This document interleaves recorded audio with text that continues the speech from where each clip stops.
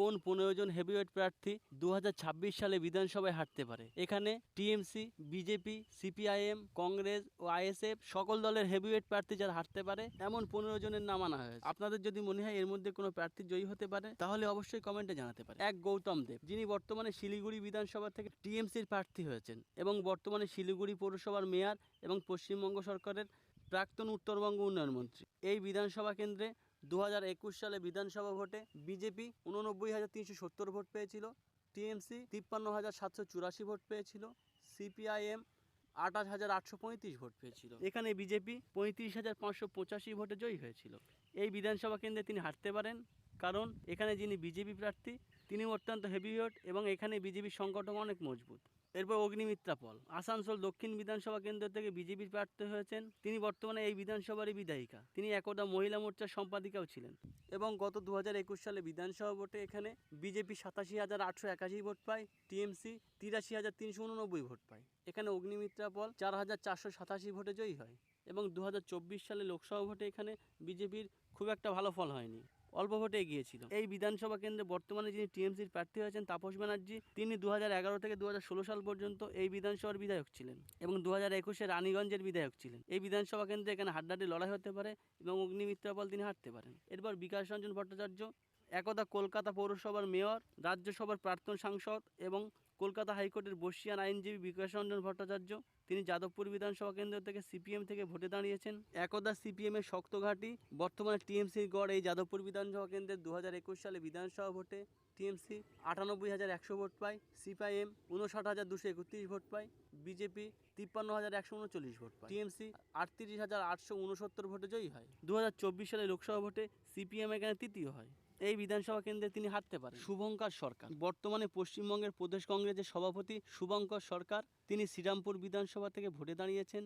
এই বিধানসভায় 2021 সালে ভোটে টিএমসি জয়ী হয়, 93,042 ভোট পায়, বিজেপি এখানে 69,588 ভোট পায়, কংগ্রেস 19,401 ভোট পায়, টিএমসি এই বিধানসভা কেন্দ্র 2009 সাল থেকে টিএমসি জয়ী হয়ে আসছে। এই বিধানসভাতে টিএমসি শক্ত ঘাঁটি, শুভঙ্কর সরকার হারতে পারে। এরপর আরাবুল ইসলাম, একদা ভাঙড়ের টিএমসি দাপুটে নেতা আরাবুল ইসলাম আইএসএফ থেকে ক্যানিং পূর্বের প্রার্থী হয়েছেন। এই বিধানসভা কেন্দ্রে এখানে টিএমসি শক্ত ঘাঁটি, 2021 সালে বিধানসভা ভোটে টিএমসি 1,22,301 ভোট পায়, আইএসএফ দ্বিতীয় হয়, 69,294 ভোট পায়, বিজেপি 34,503 ভোট পায়। 2024 সালে লোকসভা ভোটে এখানে টিএমসির ভোট অনেক বড়, 1,84,559 ভোট পায়, সেখানে বিজেপি মাত্র 18,315 ভোট পায়, আইএসএফ 17,516 ভোট পায়। এই বিধানসভা কেন্দ্রটি টিএমসির শক্ত ঘাঁটি এবং গড়। এখানে আরাবুল ইসলাম বেশ কিছু ভোট পেলেও তিনি এখানে হারতে পারেন। সাবিনা ইয়াসমিন, পশ্চিমবঙ্গ সরকারের সেচ, জলসম্পদ ও উত্তরবঙ্গ উন্নয়ন দপ্তরের প্রতিমন্ত্রী সাবিনা ইয়াসমিন বর্তমানে সুজাপুর বিধানসভা কেন্দ্র থেকে টিএমসির হয়ে ভোটে দাঁড়িয়েছেন। 2021 সালে বিধানসভা ভোটে টিএমসি 1,52,445 ভোট পায়, কংগ্রেস এখানে 22,282 ভোট পেয়েছিল। কিন্তু 2024 সালে লোকসভা ভোটে এখানে উল্টে যায়, কংগ্রেস 1,29,420 ভোট পায়, টিএমসি ভোট কমে 45,791 হয়। এই বিধানসভা কেন্দ্রে কংগ্রেসের আবার ভালো শক্ত ঘাঁটি তৈরি হয়েছে। এখানে মন্ত্রী সাবিনা ইয়াসমিন তিনি হারতে পারেন। এরপর মীনাক্ষী মুখার্জি বর্তমানে সিপিআইএমের কেন্দ্রীয় কমিটির সদস্য, এছাড়াও ভারতীয় ডিওয়াইএফআই এর যুব সভাপতি। তিনি উত্তরপাড়া বিধানসভা কেন্দ্র থেকে ভোটে দাঁড়িয়েছেন। এই বিধানসভা কেন্দ্রে 2021 সালে ভোটে টিএমসি জয়ী হয়, 93,887 ভোট পায়, বিজেপি 57,889 ভোট পায়, সিপিআইএম 42,718 ভোট পায়।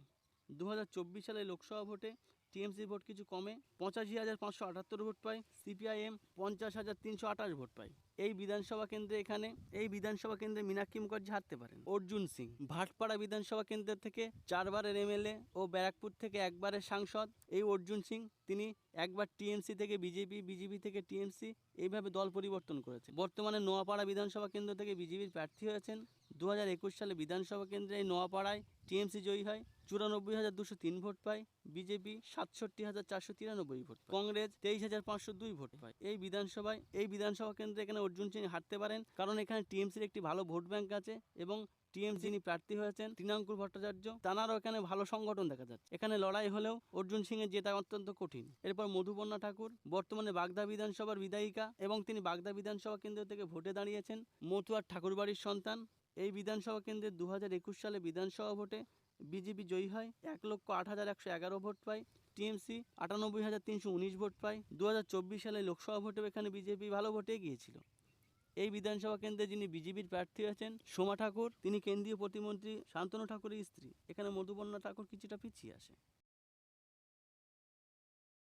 রুদ্রনীল ঘোষ বর্তমানে শিবপুর বিধানসভা কেন্দ্রের বিজেপির প্রার্থী হয়েছেন রুদ্র। 2021 সালে বিধানসভা ভোটে এই শিবপুর কেন্দ্রে টিএমসি জয়ী হয়, 92,372 ভোট পায়। বিজেপি 59,769 ভোট পায়। ফরওয়ার্ড ব্লক 28,970 ভোট পায়। 2024 সালে লোকসভা ভোটে এখানে টিএমসি এগিয়েছিল। এই বিধানসভা কেন্দ্রে এখানে টিএমসির ভালো সংগঠন আছে, এখানে রুদ্রনীল ঘোষ হারতে পারেন। এরপরে হিরণ চ্যাটার্জি শ্যামপুকুর বিধানসভা কেন্দ্রে বর্তমানে বিজেপি প্রার্থী হয়েছেন এই হিরণ চ্যাটার্জি। 2021 সালে বিধানসভা ভোটে এখানে টিএমসি জয়ী হয়, 1,14,804 ভোট পায়। বিজেপি 83,293 ভোট পায়। কংগ্রেস 20,408 ভোট পায়। এখানে টিএমসি 31,000-এর বেশি ভোটে জয়ী হয়। 2024 সালে লোকসভা ভোটে টিএমসি এগিয়েছে। এই বিধানসভা কেন্দ্রে এখানে 2001 সাল থেকে 2021 পর্যন্ত পরপর 5 বার টিএমসি জয়ী হয়েছেন। এটি টিএমসির শক্ত ঘাঁটি। এই বিধানসভা কেন্দ্রে হিরণ চ্যাটার্জি হারতে পারেন। নওশাদ সিদ্দিকী ও শওকত মোল্লা এই দুজনেই ভাঙড় বিধানসভা কেন্দ্র থেকে, একজন আইএসএফ, একজন টিএমসি থেকে প্রার্থী হয়েছেন। 2021 সালে বিধানসভা ভোটে এখানে আইএসএফ জয়ী হয়। 2024 সালে লোকসভা ভোটে এখানে টিএমসি এগিয়েছিল। এখানে দুজনের মধ্যে কে জিতবে আপনারা কমেন্টে জানাবেন। এরপর শুভেন্দু অধিকারী নন্দীগ্রাম এবং ভবানীপুর বিধানসভা থেকে তিনি ভোটে দাঁড়িয়েছেন। নন্দীগ্রাম বিধানসভা কেন্দ্রে হাড্ডাহাড্ডি লড়াই হতে পারে, কে জিতবে বলা মুশকিল। ভবানীপুর বিধানসভা কেন্দ্রে মমতা ব্যানার্জির কাছে হারতে পারেন। আমাদের ভিডিও দেখার জন্য ধন্যবাদ। আপনার দিন শুভ হোক।